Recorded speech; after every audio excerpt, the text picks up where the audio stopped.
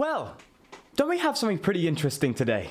Now, I know this is not usually how I do my videos. This type of microphone setup, everything like that is not really what I do. But I caught a whim on Twitter from PokeGuardian. I'm sure a lot of you know who he is actually, if you've watched PTCG Radio's channel. And he's provided some information saying there's a new way of playing the Pokemon trading card game that's to be announced. And he provided a link to an unlisted video on the main Pokemon channel.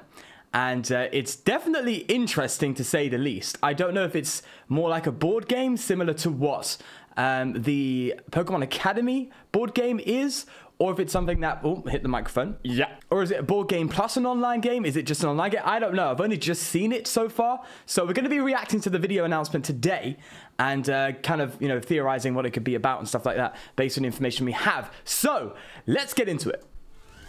Introducing Pokemon Raid Battle, an easy alternate way to play the Pokemon trading card game. Okay, so it's definitely alternate. Grab your favorite Pokemon cards and dive in. Raid Battle pits 4 players and their Pokemon against a... Hold on. I know I'm stopping, but that's a Dragonite GX there, right? That's a Dragonite GX. Charizard. So the stage 2's not matter. Is it just...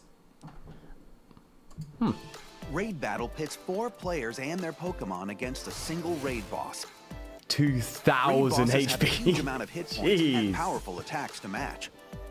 It will take the combined efforts of all 4 players and their Pokemon to defeat one boss. This looks like a board game. To get started, download and print from the website. Print. Start by shuffling the boss attack deck and the cheer deck, then put them in their spots on the playmat. Each player selects 1 active Pokemon and 1 benched Pokemon. Right. Only the active Pokemon can attack the raid boss. Okay. Now it's time to determine the strength of the raid boss. Find the most powerful attack from your set of 2 Pokemon and add that up with the other player's attack numbers. The total amount of attack damage will indicate the level of your raid boss. Okay, so the 3 there. If the attack damage total is less than 250, the team will struggle against even the least formidable raid boss. Right. Swap in different Pokemon cards that do more damage and add it up again.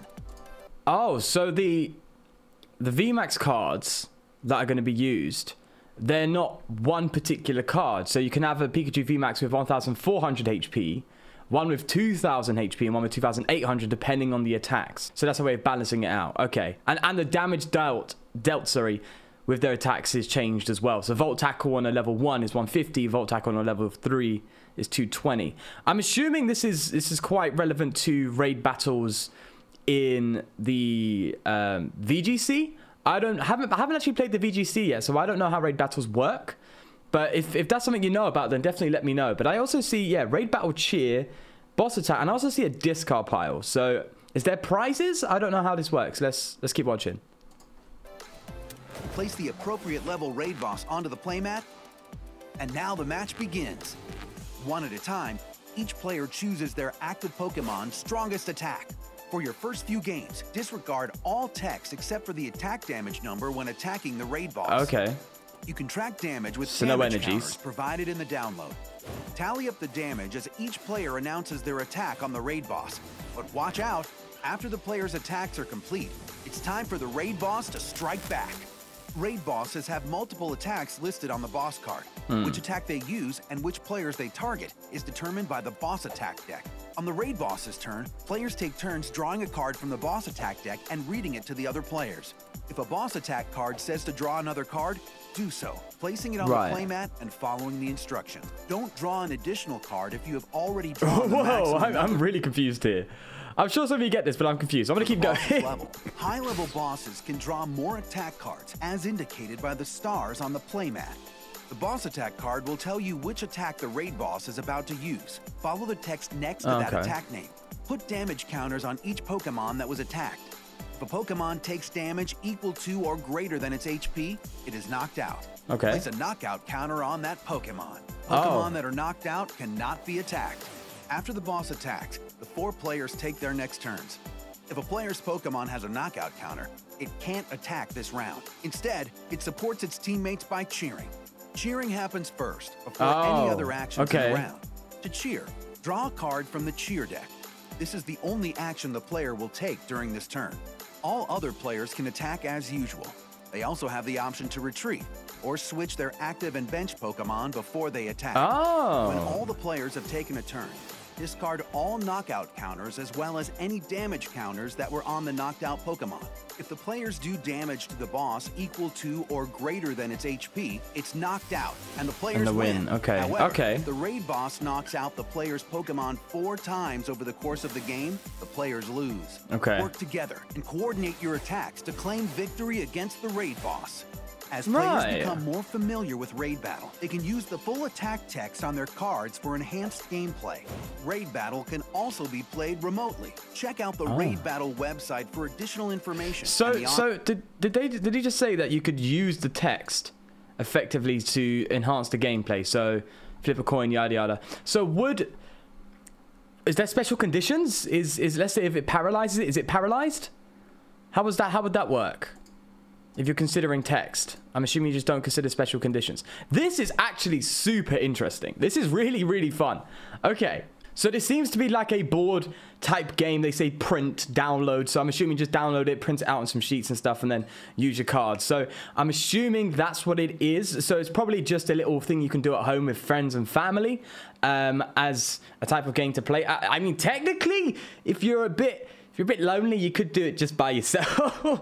I don't think you have to have 4 players, but I'm assuming that's the goal. So yeah, it seems to be like that. But wouldn't this be really awesome as like a mode to play on PTCGO? No? Like you go in, 4 players join. Obviously, it'd be a lot harder to do that. But well, actually, would it really? You can have games with like 30 people in it. Yeah, so no. Yeah, 4 players join. You all try and take down this, and then you get a reward, like a couple packs or like a certain amount of coins in the game, or tokens to play in tournaments. I don't know. Like this would be a really cool. I'm assuming they're just trying it out, which is why they haven't released an actual product. By the looks of it, it more seems to be just a kind of like a printout sheet that just gives you a different way to play the game.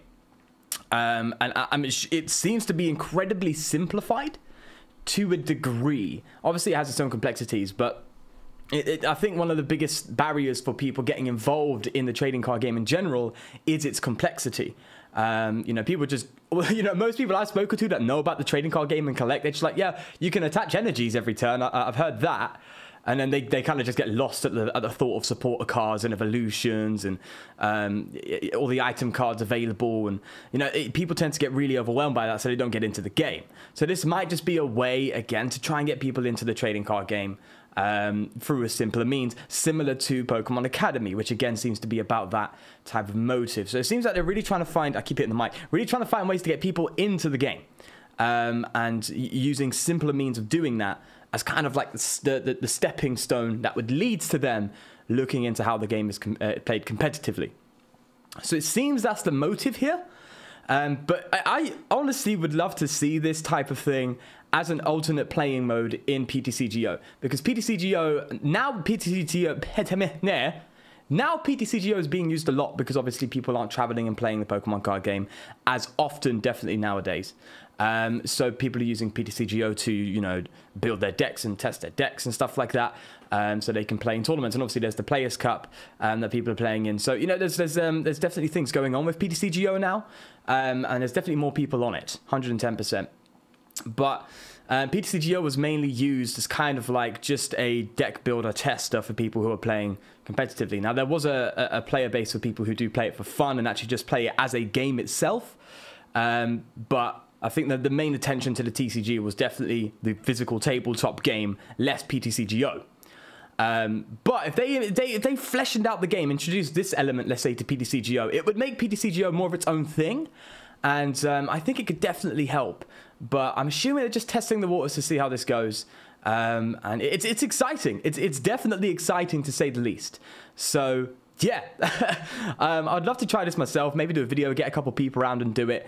I want to see how effective it is at actually getting people involved in the game, as I'm assuming it's trying to do. So I could get a couple mates around or something who don't know much about the game and play this with them and see if that's something that they, you know, if they want to play again afterwards, if it increases their intrigue. I'd love to see. So if you want to see content like that on this, I can definitely see if I can get that arranged. But yeah, man, absolutely crazy. Huge shout out again to PokeGuardian for releasing this on Twitter. But yeah, with that said, of course, do leave a like if you did enjoy, and please do subscribe for more. But most importantly, take care of yourself, and I'll see you in the next one.